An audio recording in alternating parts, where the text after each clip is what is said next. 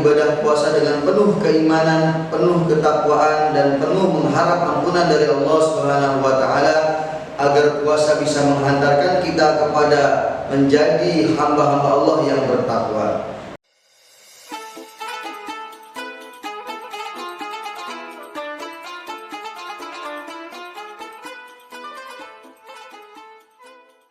Assalamualaikum warahmatullahi wabarakatuh. Alhamdulillahilladzi farada 'alaina as-siyam wa ja'alahu ruknan min arkanil Islam.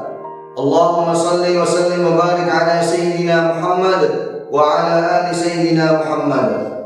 Qala Allah ta'ala fi kitabihil karim, a'udzu billahi minasy syaithanir rajim. Bismillahirrahmanirrahim. Ya ayyuhalladzina amanu kutiba 'alaikumus syiyam kama kutiba 'alal ladzina min qablikum la'allakum tattaqun. Wa qala an-nabiy sallallahu alaihi wasallam, man shoma ramadhana imanan wa ihtisaban ghufira lahu ma taqaddama min dhanbi.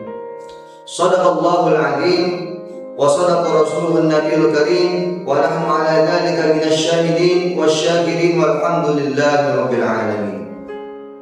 Sobat-sobat Arisalah dimanapun kalian berada, marilah kita senantiasa bersyukur kepada Allah Subhanahu wa taala, karena Allah Subhanahu wa taala masih memberikan kita kesempatan, masih memberikan kita waktu untuk masih berjumpa dengan bulan suci Ramadan, yang mana di dalam bulan suci Ramadan Allah SWT telah mewajibkan berpuasa atas kita, yang telah difirmankan di dalam surat Al-Baqarah ayat 183. Ya ayyuhalladzina amanu kutiba 'alaikumus syiyam kama kutiba 'alal ladzina min qablikum la'allakum tattaqun.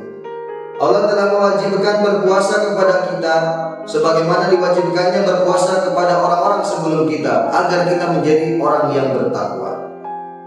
Sobat-sobat Arisalah dimanapun kalian berada, perlu diketahui bahwasanya banyak sekali fadilah, keutamaan dan hikmah yang ada di dalam puasa Ramadan.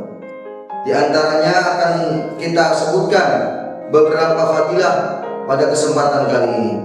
Adapun fadilah yang pertama, sebagaimana yang disabdakan oleh baginda Rasulullah SAW, fil jannati thamaniyatu abwabin fiha babun yusammar rayyan la yadkhuluha illa as-shaimun. Di surga sana nanti akan ada 8 pintu, yang mana salah satu dari pintu surga tersebut ada yang bernama pintu Rayyan. Dan pintu Rayyan tersebut adalah pintu yang dimasuki oleh orang-orang yang berpuasa. Orang-orang yang tidak berpuasa maka tidak bisa masuk ke dalam pintu tersebut. Maka mudah-mudahan dengan puasanya kita pada hari ini, puasanya kita pada bulan ini, menjadi amalan yang menyebabkan kita masuk ke dalam surga lewat pintu Rayyan tersebut. Amin ya Allah ya Rabbal Alamin.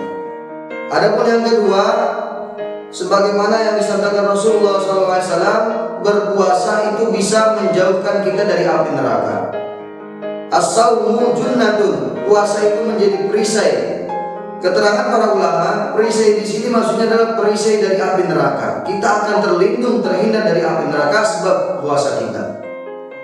Maka ketika kita berpuasa, sebagaimana telah kita laksanakan di dunia, telah kita rasakan di dunia, orang yang berpuasa maka akan menjadi perisai, menjadi pelindung supaya kita tidak melakukan maksiat. Kita ketika puasa itu pasti badan kita lemes, badan kita lesu, sehingga kita tidak mau melakukan maksiat. Itu termasuk perisai yang dimaksud oleh para ulama.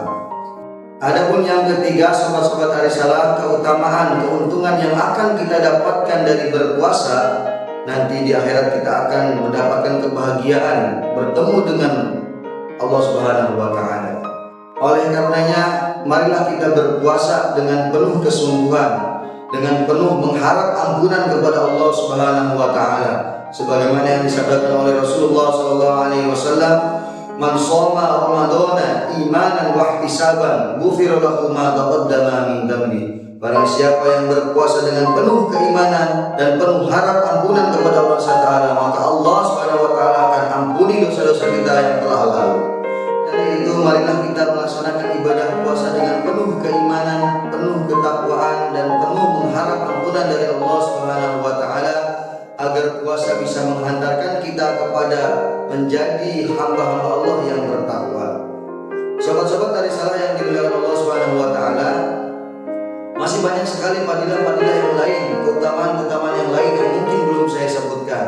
Karena keterbatasan ilmu yang saya miliki, mudah-mudahan di lain waktu kita bisa berjumpa kembali dan bisa membahas fadilah-fadilah yang lain.